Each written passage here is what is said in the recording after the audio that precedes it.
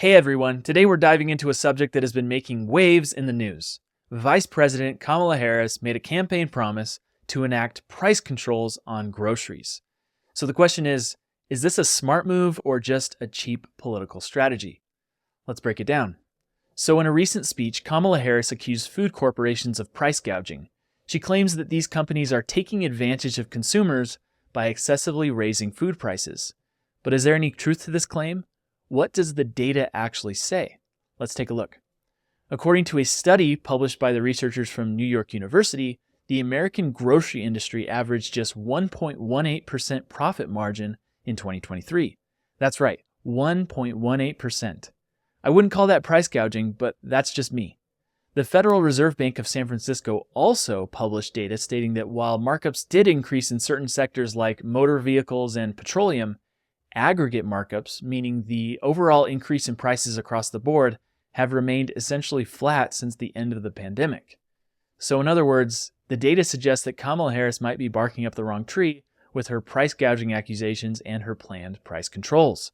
Even if price gouging was taking place, it's important to weigh the consequences of artificially limiting prices on everyday groceries.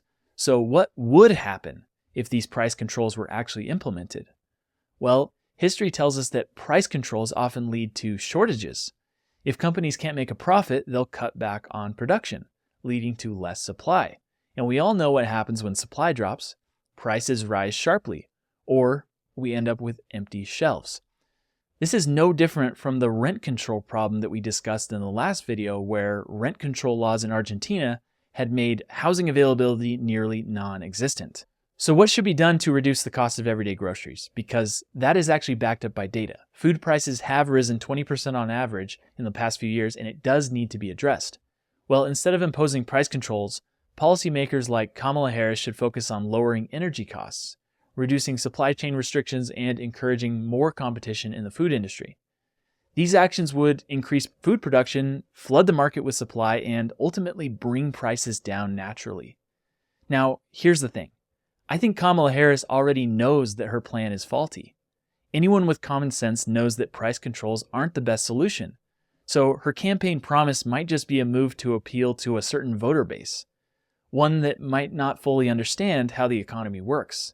To those people, the idea of going after greedy corporations sounds like a brilliant idea, but in this case, they're wrong. So what do you think? Is Kamala Harris making a political move, or is she genuinely concerned about food prices in America? Let me know your thoughts in the comments below. Don't forget to like, subscribe if you got any value out of this video. I'm Jake Belmont, and I'll see you next time.